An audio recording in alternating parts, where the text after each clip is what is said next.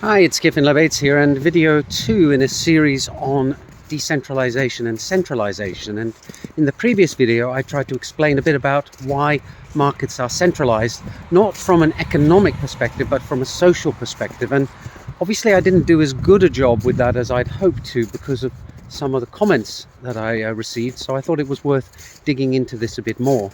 Now, there's a natural tendency in human societies to move towards centralization. The first is based on social and community aspects that pushes you into this, namely the sense of belonging that you get from being in a community and the security and the stability and predictability that belonging to a particular group or particular society affords you. And a second part of that is the efficiencies that it provides. The fact is that if something is familiar and nearby, then it's going to be cheaper than if you have to learn new stuff all the time and travel in order to reach it, either in a virtual sense or a real sense, because in a sense, browsing the web is a form of travel. And then there's also a pull, because there are some people among us who desire power for power's sake, and often they end up becoming leaders of these communities or these societies, ultimately for the detriment of all of us. So that's kind of the human drive towards centralization. On the flip side, there is the desire to be free of censorship and free of control, and that's kind of the balancing force. And I think we tend to swing more towards the centralization, the convenience and predictability, than we do towards the importance of freedom and of avoiding censorship.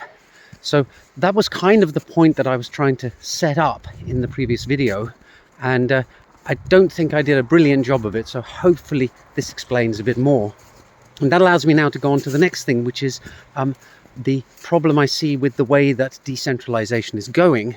People point out that decentralization has the capacity to give you control over your assets and over your data in a way that you don't have in traditional society. So if we take, for example, crypto assets, as long as the network is running, then it's very hard for a government or a central authority to take your assets off you. Ultimately, they would have to resort to either closing down all the on and off ramps, which wouldn't matter if the on and off ramps were no longer relevant and everything was hermetically contained within a cryptocurrency system, or they would have to resort to what is known as rubber hose brute forcing, which is effectively torturing you or threatening you in order to get you to give up your private keys and thereby be able to seize your digital assets. So in that sense, cryptocurrencies are liberating and freeing. They remove the possibility of censorship, but of course around the boundaries there are the possibilities for centralists to still have control.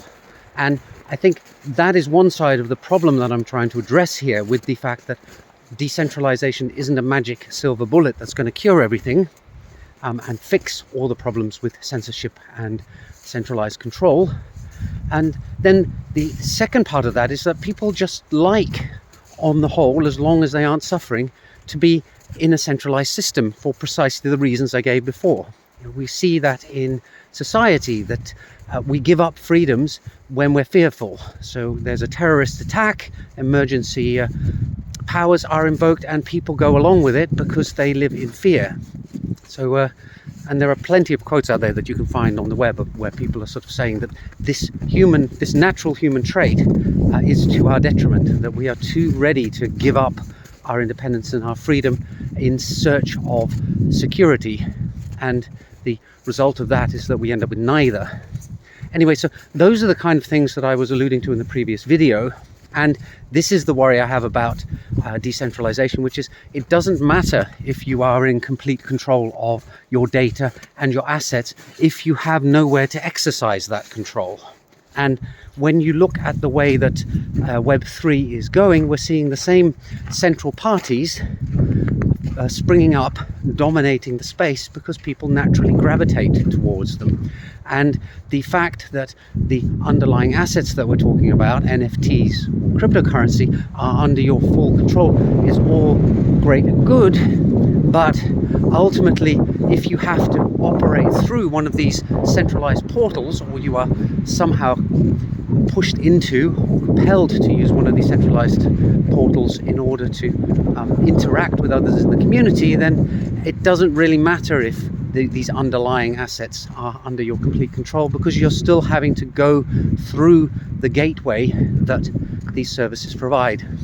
And I think I'll wrap this up now, because it's been going on for a bit long, but there'll be more videos in this series, because I think they pose an awful lot of questions about what decentralization can and cannot achieve, particularly when it comes to the optimism expressed by people who are very pro decentralization. I hope you found that interesting, and hopefully it shed more light on the point that I was trying to make before, and I'll see you all in the next video soon. Bye for now.